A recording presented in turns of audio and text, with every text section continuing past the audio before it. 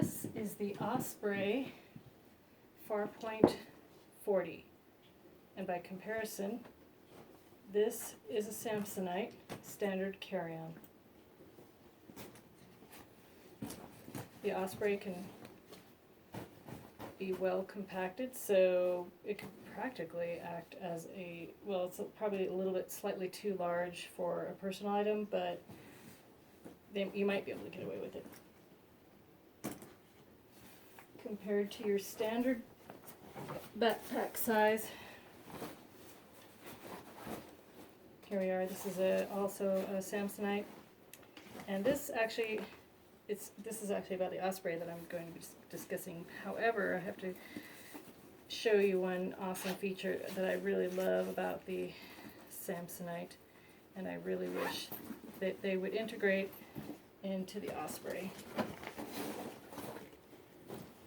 So back with the Osprey. I just got it today, so I haven't taken the tags off. So this is basically how it comes. You'll see that you've got your compression straps right here, two bottle pockets. The only problem with these is they're kind of loose for a bottle. You can close it like this if you don't have too much in here. It will work fine. If there's a problem, you'll probably have to get a different kind of bottle top that has a hole through it and get a carabiner, and you can probably just attach that to this strap that's usually used for the shoulder strap, or even that one, or you can attach it to the compression strap so that you can still carry your bottle around if you don't have the room in there. So then one of the things I like about this is the fact that that your zippers are well hidden in these flaps. One thing I don't like is this particular zipper right here. The attachment is, it's the kind that I know that it's going to wear out within a year or two, possibly even 6 months, depending on how frequent you use it. But this could easily fray, and then your zipper would be super hard to open. You'd have to get a new one probably. So they are a little bit harder to get open. The zippers are a little bit tough, a little stiff, but it's not too bad. And you have a good size space in here that you can fit several items. That's just an example of something that would fit in there. So that's that particular, that's the only smaller pocket that you've got, other than in here, which is, these are also kind of larger, so you can see from the inside, it looks like it's a pretty good sized pocket, but the problem is you have no places to store specific things, like maybe you want to store your sunglasses somewhere else in a more safe spot, possibly you've got pencils, pens, and so on. Here there is I guess it's not really that well padded, but there is a little bit of protection here for putting a laptop or a tablet or something. And again, the problem of course here is that you can easily crack the screen if you have this over tightened, if you're overpacked. But it's not too bad.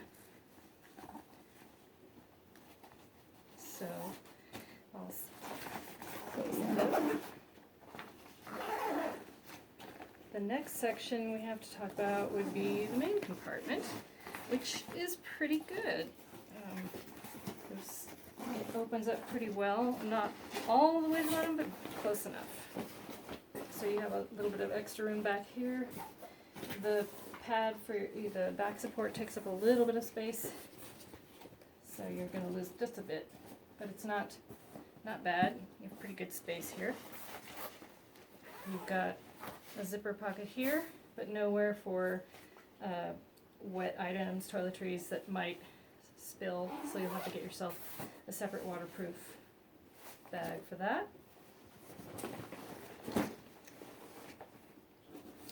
Here's the back, or the actual backpack support belt and shoulder straps are. And there's enough room here, like someone else had mentioned, that you could put a pair of sandals or something like that. Should work pretty well when all folded away.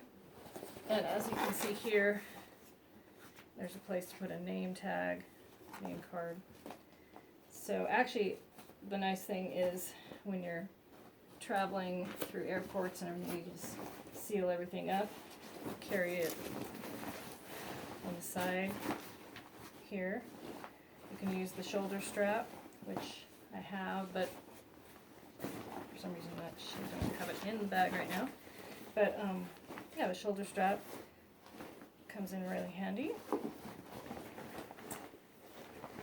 So, and then you could also put the shoulder strap back here when it's not used. And to seal this up, you've got room in here. There's a Velcro at the bottom. And I don't know, it looks like, from what I can tell, you would just kind of stuff it in. And then this is the smaller model, so it has a little less space. According to the information I read online, this is a 38 liter instead of 40 liter capacity. So there you go. If I wear this, I'm a short person, so it actually fits fine.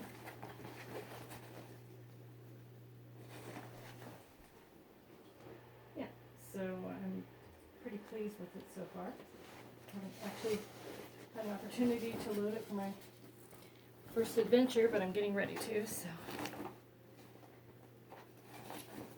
Again, you can close everything up.